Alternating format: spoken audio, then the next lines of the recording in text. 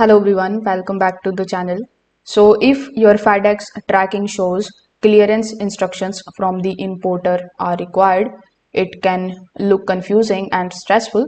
But don't worry, in today's video, I'm going to explain what it means and how to fix it quickly. So this particular error means that your package has reached customs and FedEx needs extra information from you, who is the importer, before it can clear and deliver your shipment. So in simple words, your package is on hold until you provide some of the details. Now you must be wondering why this actually happens.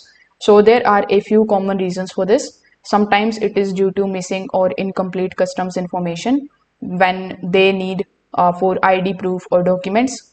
Sometimes it is for unclear value or description of the item and payments of customs duties or taxes. So FedEx is basically waiting for your response. So in order to solve it, first of all, you need to simply check your messages. FedEx usually contact you via your email or via SMS or via phone call. So you need to first of all look for any of the message asking for documents or confirmation.